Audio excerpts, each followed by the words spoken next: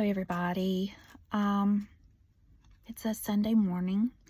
I am at a soccer field, which I spend a good portion of my life, and my daughter's playing, but it's super cold and super early, so I told her I would be out a little bit later once the sun really peaks in a few minutes. But meanwhile, I brought this wonderful book. I'm gonna see if I can change. Doesn't let me change. Here, I'm gonna flip the phone here, okay? It's called Perennial Wisdom for Spiritually Independence from the library. Just gonna kind of show the book here, right there. Okay, it's been a really great book. Maybe I'll pop on and talk a little bit more about it, but there is this passage that hit me this morning, and I just wanted to share it. Let you see the page. I'll probably take a photo and put that in the comments below the video post. But it says, well, let me say from which it is taken first. It's Moses Maimonides. Sorry, I'm not sure exactly how to pronounce. Everything I read comes from me thinking in Spanish or English. The Mishnah Torah, Laws of Foundations of the Torah 2:10. Maimonides, that's the last name of the person. I'm so sorry, I'm not saying it correctly. I will learn how to say it to be respectful. Essential Teachings on Jewish Faith and Ethics, the Book of Knowledge and the 13 Principles of Faith. It's annotated and explained, and this is from page 13, okay? It says, the Holy One, blessed be, recognizes and knows divine truth as it is. God does not know by means of an external knowledge that is separate from God, the way we know things. Just pausing to process that. I'm going to say that again. God does not know by means of an external knowledge that is separate from God, the way we know things. So it makes me think of us, as students, and we are learning new things and filter it in, right? Perceiving it, that knowledge from someone telling us, or from us reading it, or maybe from us experiencing something. And from that, we take new pieces of knowledge, right? It's saying that that's the way we know things, but not God. Because we and our knowledge are not identical.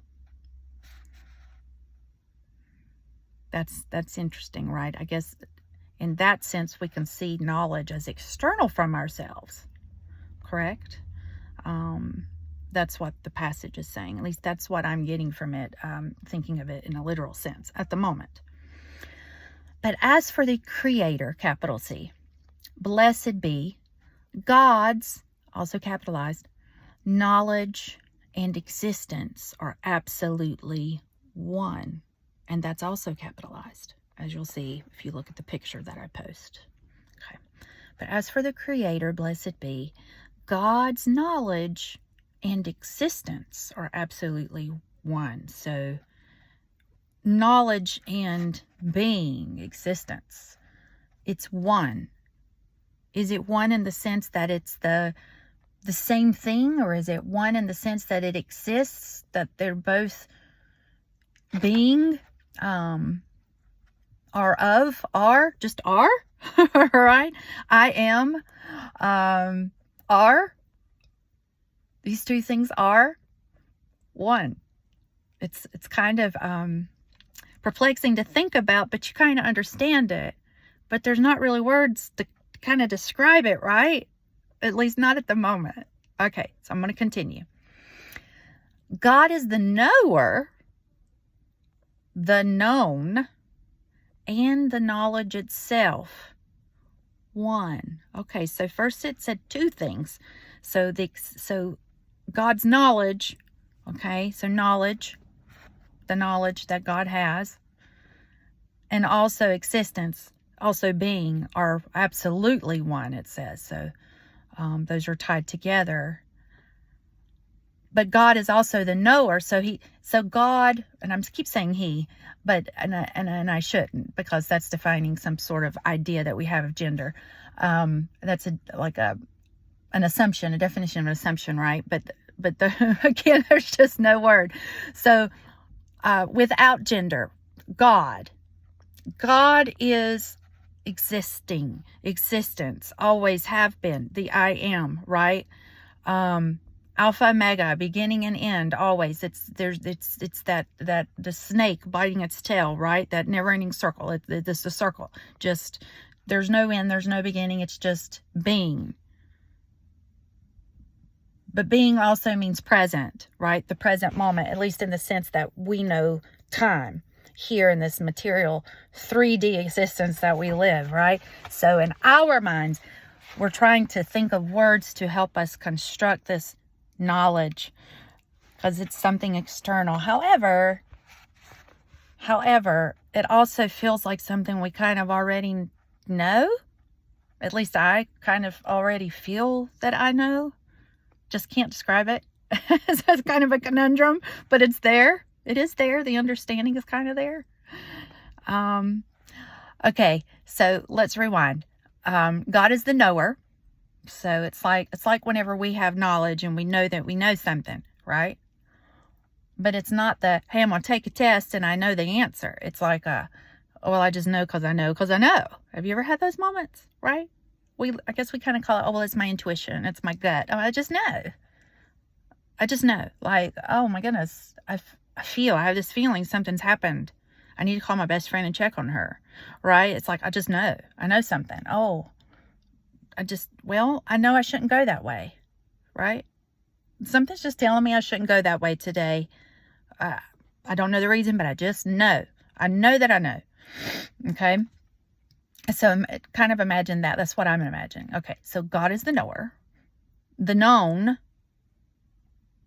Okay, that's interesting, because is it the known from our point of view? Like,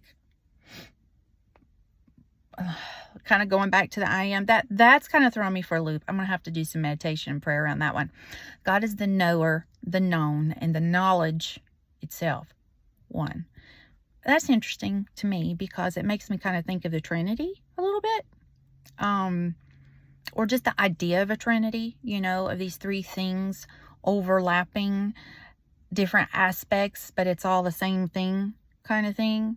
So I'm definitely going to do some meditation and prayer over that concept, at least within the words that are being chosen to externalize this idea, so it can become a piece of my knowledge so that I can know it.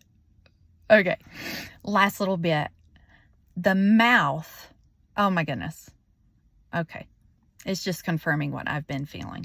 The mouth has not the power to verbalize this adequately, nor the ear to comprehend this. Well, this might explain why I cannot fully put this idea into words, and you might be feeling kind of confused listening to it. And I'm feeling confused listening to myself and reading this, but I kind of get the gist at the same time. Nor the ear to comprehend this, nor the heart to understand it fully. Okay. Leaves me slightly disheartened. And part of me wants to say, that's not true. I have the power to understand this fully, right? That's me being prideful, I guess. But it almost gives me like something that I want to strive for. So me and how I am, I love knowledge, and I full support of education because I am in education. I believe that is freedom and creates freedom. So I will probably meditate and prayer on this sequence that was pulled from the Mishneh Torah, and of course it's been annotated and explained, but the ideas that are there, I will probably kind of focus on those. If that's interesting to you, I would love to hear some of your comments or inspirations that are coming up. Just leave it in the comments, please. It's pretty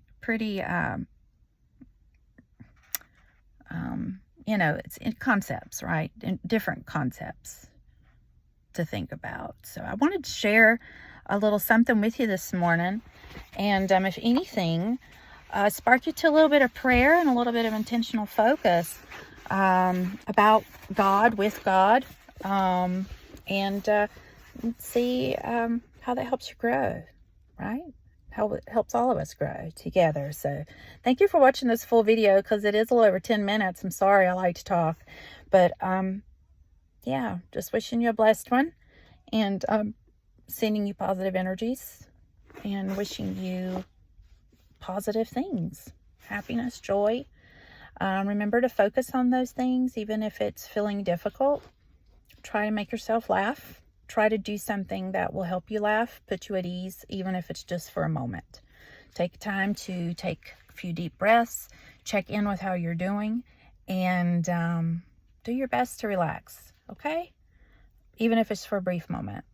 That's presence.